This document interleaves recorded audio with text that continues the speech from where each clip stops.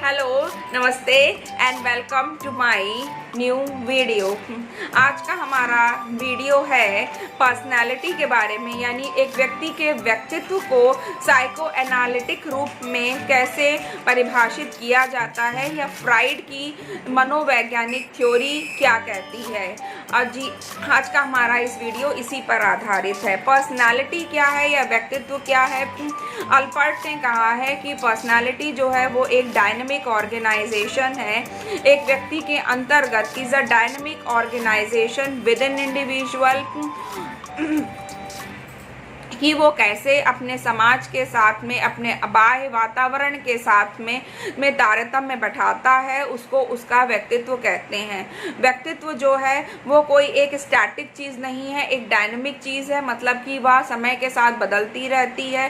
व्यक्ति का व्यक्तित्व सिर्फ उसके चेहरे से, उसके रूप रंग से, उसके कपड़ों से निर्धारित नहीं होता, बल्कि वो एक इंटरनल चीज़ है जो उसके समग्र व्यक्तित्व को प्रदर्शित करती है कि कैसे वह अपने व्यवहार में परिवर्तन करता है, वह अपने आसपास के समाज के साथ में जो है वो ले करके चलता है, उसको कहते हैं पर्सनालिटी। अब पर्सनालिटी की व्याख्या अलग अलग वैज्ञानिकों ने अलग अलग प्रकार से की है। सिगमंड फ्राइड ने जो है वो psycho analytic theory of personality दी है। उन्होंने पर्सनालिटी के स्ट्रक्चर को डिफाइन किया, उन्होंने पर्सनालिटी के ऑर्गेनाइजेशन को डिफाइन किया।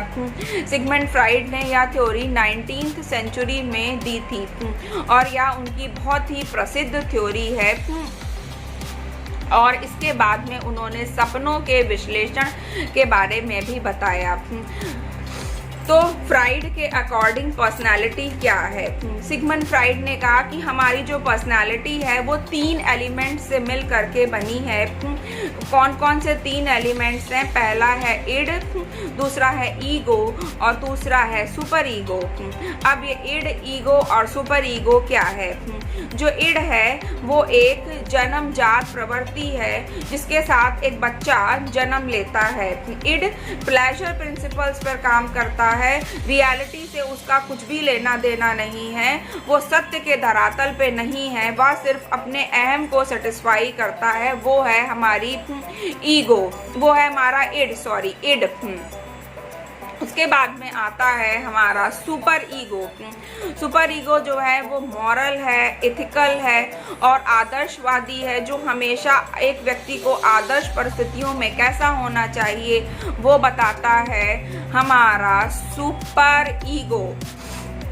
और मतलब कि हम कह सकते हैं कि इड अगर शैतान है तो सुपर ईगो हमारा एंजल है। अब बीच में आता है हमारा ईगो, जो एक मैच्योर एडेप्टिव बिहेवियर एक व्यक्ति का होना चाहिए ऑन रियलिटी ग्राउंड्स, वो बताता है हमारा ईगो। इसको हम एक एग्जाम्पल के थ्रू डिफाइन करने की कोशिश करते हैं। इड, जैसे हमने एक चॉकलेट का, कैडबरीज चॉकलेट हमारे सामने आ गई, तो इड हमारा क्या कहेगा? आई वॉन्ट दिस चॉकलेट, मुझे ये चॉकलेट चाहिए। लेकिन सुपर ईगो क्या कहेगा? सुपर ईगो कहेगा कि नहीं, तुमको ये चॉकलेट बिल्कुल नहीं खानी है क्योंकि तुम डाइट पर हो। तो ईगो इन दोनों की मध्यस्थता करेगा और बीच का रास्ता निकालेगा और कहेगा चलो let's have a small bite of a chocolate. इस तरीके से इड हमारा किसी भी काम को करने के लिए कहीं भी मचल जाता है, वो है हमारी पर्सनालिटी का पार्ट इड। और सुपर ईगो उसको करने से रोकता है और जो मध्यस्थता करता है वो क्या है? वो है हमारा ईगो। मतलब हमारी पर्सनालिटी 3 चीज़ों से बनी है, इड और दूसरा लास्ट में सुपर ईगो और बीच में है हमारा ईगो, ईजीओ, ईगो। उन्होंने एक आइसबर्ग की संकल्पना भी शेयर करी जिसमें इन्होंने हमारे मन में कोई चाइल्डहुड में हमारे साथ में अनप्लीजेंट एक्सपीरियंसेस रहे या कोई ऐसी बात जिसको हम भूल जाना चाहते हैं, जिसको हमको याद नहीं रखना चाहते, लेकिन वो हमारे अंतर मन में कहीं ना कहीं छुपी रहती है। वो सारे एक्सपीरियंसेस हमारे पोषण होते हैं, इड में हमारे स्टोर होते हैं। एक आइसबर्ग का हिस्सा आपको स्क्रीन पर दिखाई देगा, इसमें कुछ हिस्सा जो है वो पानी के ऊपर है और कुछ हिस्सा पानी के नीचे है। जो पानी के सबसे नीचे है वो है हमारा पोषण इड, यानी कि हमारा अनकॉन्शियस पार्ट है हमारे मन का, जिसमें हमारी बहुत पुरानी यादें हैं जिनको हम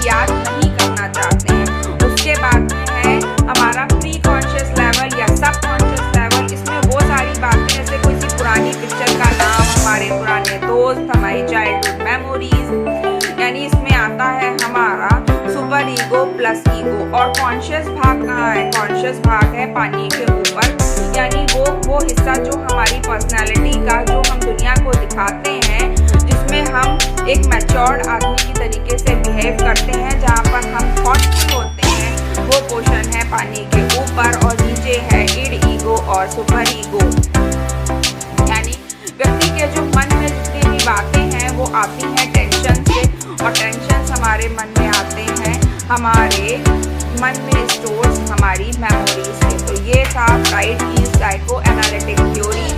ऐसे ही और छोटे से और मज़ेदार वीडियो देखने के लिए मेरे इस चैनल को लाइक, सब्सक्राइब और शेयर करना बिल्कुल ना भूलें। धन्यवाद, मिलते हैं अगले।